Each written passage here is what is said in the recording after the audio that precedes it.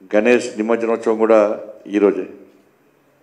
దాదాపు మాకు కూడా ముఖ్యమైన రోజు మా ప్రియతమ ప్రధాని శ్రీ నరేంద్ర మోడీ గారి యొక్క జన్మదినం కూడా ఈరోజే కావడం, ఈ 4 ప్రాధాన్యతతో కూడినటువంటి రోజు కావడం చాలా సంతోషం. ఈ సందర్భంగా నరేంద్ర మోడీ గారికి తెలంగాణ రాష్ట్ర ప్రజల తరపున హృదయపూర్వక జన్మదిన శుభాకాంక్షలు తెలియజేస్తూ, నరేంద్ర మోడీ గారి ప్రభుత్వం కేంద్రంలో ఏర్పడ్డ తర్వాత ఎన్నికల ముందు ఏవైతే హామీలు ఇచ్చిన హామీలు నెరవేర్చే ప్రయత్నం చేయడం, హామీలు ఇవ్వకుండా కూడా అభివృద్ధి లక్ష్యంగా ఈ దేశంలో పేద ప్రజల బాగు చేయడమే లక్ష్యంగా అన్ని వర్గాల ప్రజలను ఇవాళ ఆలోచించి వాళ్ళ క్షేమం కోసం వాళ్ళకు అన్ని విధాలు ఆదుకునే ప్రయత్నం చేయడమే లక్ష్యంగా ముందుకు సాగుతున్న ప్రభుత్వం నరేంద్ర మోడీ గారి ప్రభుత్వం. రైతు కానీ వ్యవసాయ విషయంలో కానీ, దాంతోపాటు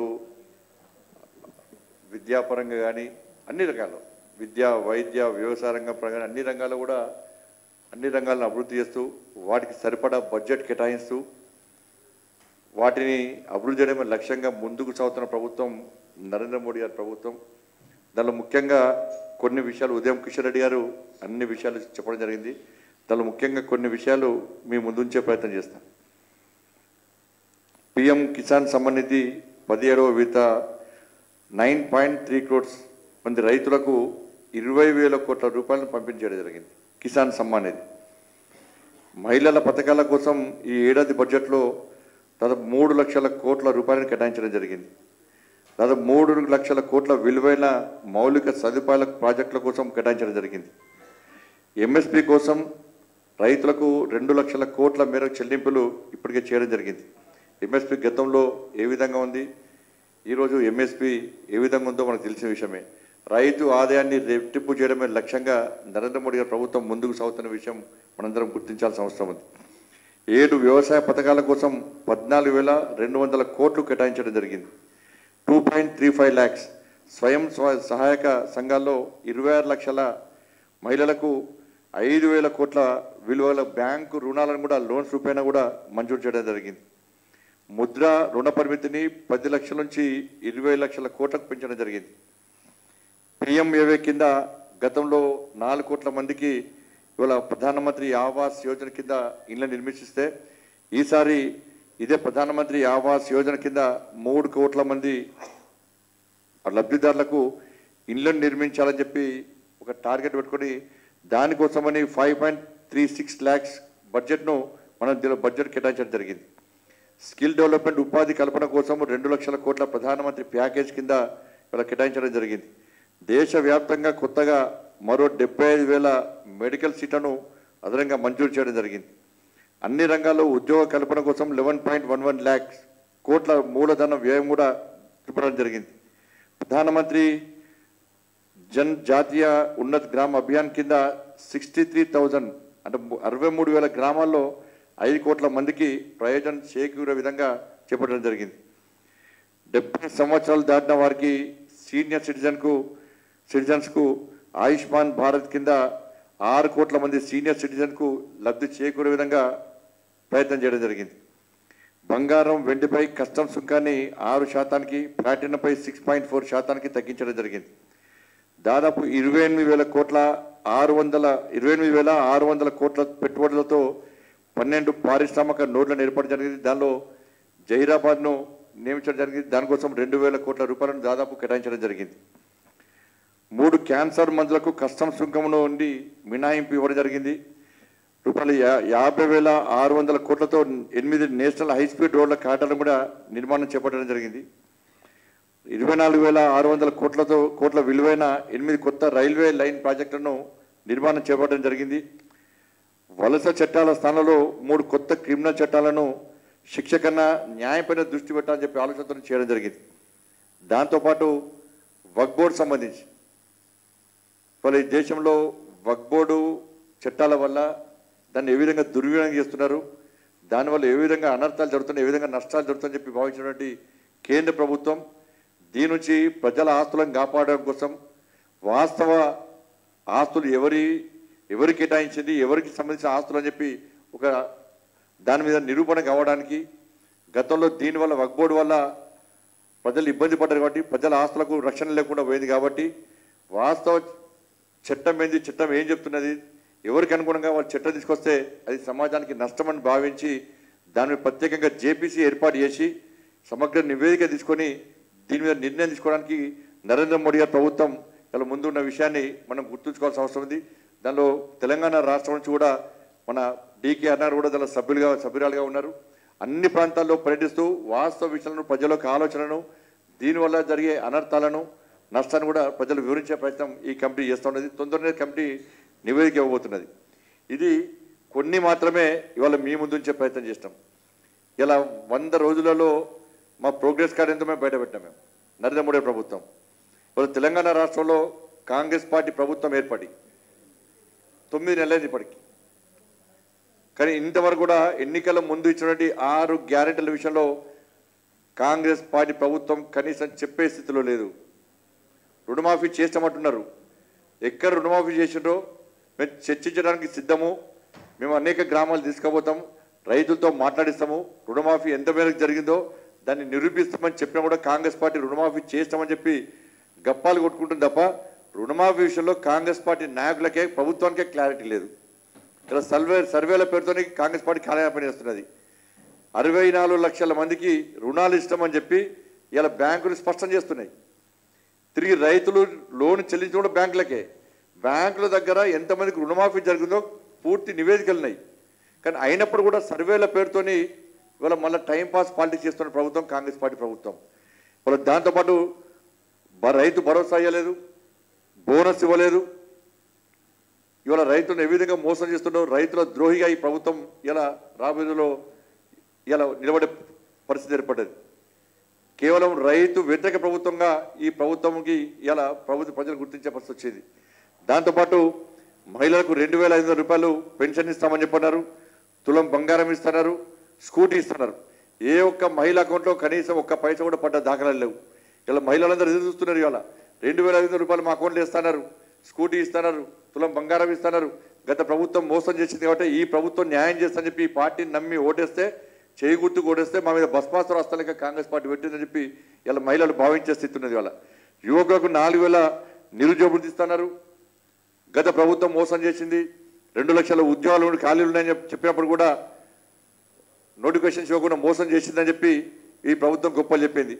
మా ప్రభుత్వం ఏర్పడిన వెంటనే 2 లక్షల ఉద్యోగాలు వెంటనే భర్తీ చేస్తామని చెప్పన్నారు. కనీసం ఇంతవరకు ఒక్క నోటిఫికేషన్ ఇవ్వకుండా నిరుద్యోగ యువతను మోసం చేస్తున్న ప్రభుత్వం కాంగ్రెస్ పార్టీ ప్రభుత్వం. దాంతోపాటు విద్యార్థులకు 5 లక్షల విద్యా భరోసా కార్డు ఇస్తున్నారు. కనీసం దాని గురించి మాట్లాడే పరిస్థితి లేదు. వృద్ధులకు 4,000 రూపాయల ఆసరా పెన్షన్ ఇస్తున్నారు. అది కనీసం దాని గురించి మాట్లాడే పరిస్థితి లేదు. పేదలందరికీ ఇళ్ళ జాగాతో పాటు 5 లక్షల ఆర్థిక సాయం చేస్తున్నారు. దాని గురించి మాట్లాడే పరిస్థితి లేదు. ఇట్లా 6 గ్యారెంటీల విషయంలో ఎక్కడ కూడా ఏ ఒక్క గ్యారెంటీని కూడా అమలు చేయలేని స్థితిలో కాంగ్రెస్ పార్టీ ప్రభుత్వం ఉంది.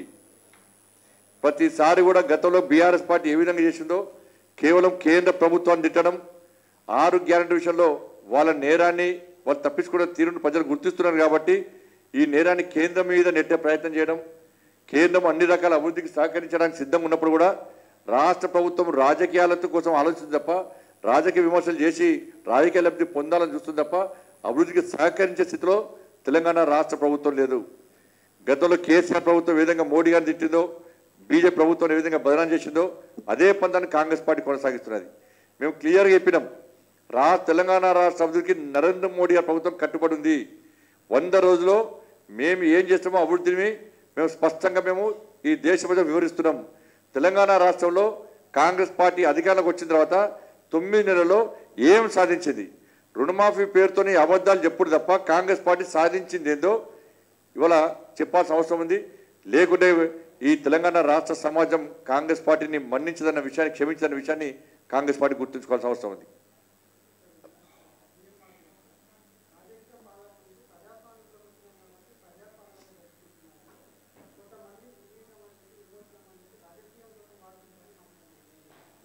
మరి ఉద్యమ సమయంలో అప్పుడు విలీనం అనుకున్నారా, విమోచన అనుకున్నారా? బీఆర్ఎస్ పార్టీ సమైక్యత దినోత్సవం మాట్లాడుకున్నప్పుడు ఇదే కాంగ్రెస్ పార్టీ అప్పుడు ప్రజాస్వామ్యం గుర్తురాలేదా, ప్రజాపాలన గుర్తురాలేదా? వాళ్ళకు ప్రజాపాలన అంటే ఆలోచన ఏంది వాళ్ళది? 50 సంవత్సరాలు తెలంగాణ సమైక్య ఆంధ్రప్రదేశ్ వాళ్ళు పాలించారు. 50 సంవత్సరాలు కాంగ్రెస్ పార్టీ ఇది ఉమ్మడి ఆంధ్రప్రదేశ్ రాష్ట్రాన్ని పాలించింది. 50 సంవత్సరాలు ప్రజాపాలన కూడా ప్రజా వంచన పాలన వాళ్ళది. ప్రజాపాలన దినోత్సవం అంటే ఏంది? వాళ్ళ ఆలోచన దేనికోసం పేరు పెట్టారు? కేవలము విమోచన దినోత్సవాన్ని ఎంఐఎం పార్టీ బాధపడుతుంది కాబట్టి, ఆ రజాకర్ల దళం పార్టీ బాధపడుతుంది కాబట్టి ఇవాళ వాళ్ళ మెప్పు పొందడానికి వాళ్ళ ప్రజాపాలన దినోత్సవం అని చెప్పి వాళ్ళు చెప్పుకుంటున్నారు. ప్రజాపాలన దినోత్సవం అంటే ఏదో చెప్పుకోవాలి కదా, మేము దీని ప్రకారం చేసుకున్నాం. బీఆర్ఎస్ పార్టీ సమైక్యత దినోత్సవం అంటే వాళ్ళు కూడా క్లారిటీ లేదు దేనికి సమైక్యత దినోత్సవం అని చెప్పాను. అందరు సమైక్యంగా ఉంటేనే తెలంగాణ రాష్ట్రాన్ని సాధించుకున్నాం. మళ్ళీ సమైక్యత దినోత్సవం కారణం లేదు, ప్రశ్నకు సమాధానం లేదు బీఆర్ఎస్ పార్టీ ద్వారా. కాంగ్రెస్ పార్టీ కూడా ప్రజాపాలన దినోత్సవం అంటే మేము అడిగే ప్రశ్నకు కాంగ్రెస్ పార్టీ సమాధానం లేదు. ఇదే కాంగ్రెస్ పార్టీ ఎందుకన్నది మరి విమోచన దినోత్సవం జరపాలి అని చెప్పి ఎందుకన్నది? అప్పుడు కిరణ్ కుమార్ రెడ్డి గారు కానీ రాజశేఖర రెడ్డి గారు ముఖ్యమంత్రి ఉన్నప్పుడు ఇదే తెలంగాణకు సంబంధించి కొంతమంది కాంగ్రెస్ పార్టీ నాయకులు ఏ ఆలోచనతో విమోచన దినోత్సవం జరపాలని కోరుకున్నారు?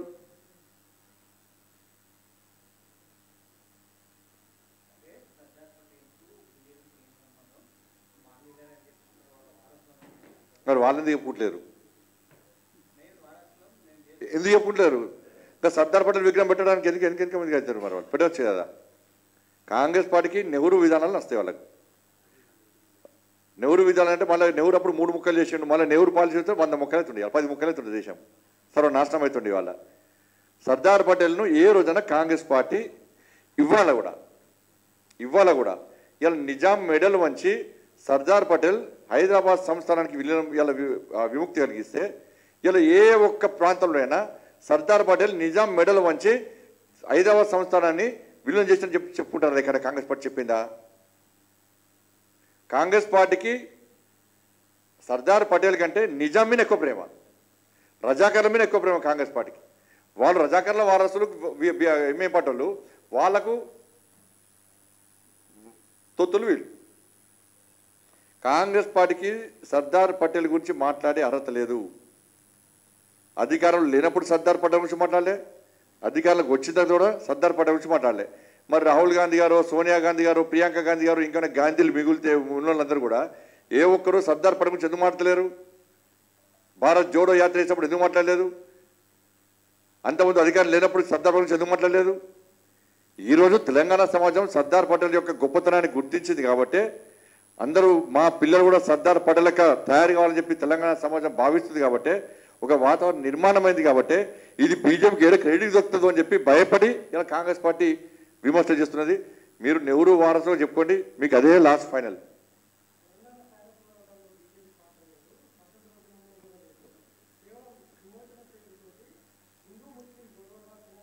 నేను అదే అంటున్నాను. ఇవాళ 17 సెప్టెంబర్ అనేది ఒక మతానికో ఒక వర్గానికో సంబంధించినటువంటి ఫెస్టివల్ కాదు, ఇది పండుగ కాదు. ఇది అన్ని వర్గాలను మేము ఎగ్జిబిషన్ పెట్టినాం. ఎవరిది పెట్టినాం? మేము ఆర్య సమాజ్ గురించి మాట్లాడేది కాంగ్రెస్ పార్టీ, హిందూ మహాసభ గురించి కాంగ్రెస్ పార్టీ మాట్లాడేది.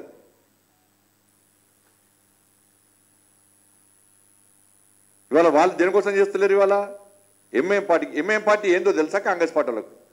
ఎంఐఎం పార్టీ స్థాపించకముందు రజాకర్ల దళమే ఎంఐఎం పార్టీ అయింది. ఇవాళ ఎంఐఎం పార్టీని చెట్టపట్టలుసుకొని ఎంఐఎం పార్టీ నాయకుడిని గొప్పడన్నప్పుడు కాంగ్రెస్ పార్టీకి ఏ విధంగా ఏం చిత్తశుద్ధి ఉంది? ఏ అధికారం ఉంది కాంగ్రెస్ పార్టీకి తెలంగాణ విమోచన గురించి మాట్లాడే అధికారం? 17 సెప్టెంబర్ నుంచి తెలంగాణ రాష్ట్రంలో నిర్వహించాలని చెప్పి లాఠీ దెబ్బలు తిన్నది మేము, జైళ్ళకు పోయింది మేము, కేసులు భరించింది మేము. మా కాంగ్రెస్ పార్టీ ఇంత యుద్ధం చేస్తే, ఇంత స్వాతంత్ర సంగ్రామంలో పాల్గొంటే ఏ ఒక్కరు కూడా లాఠీ చార్జ్ ఎందుకు గాయపడలే? ఏ ఒక్క పోలీస్ కేసులు ఎందుకు లేవు? కాంగ్రెస్ పార్టీ అధికారంలో ఎందుకు ఫైట్ చేయలే? బీఆర్ఎస్ పార్టీ అధికారంలో ఎందుకు ఫైట్ చేయలే?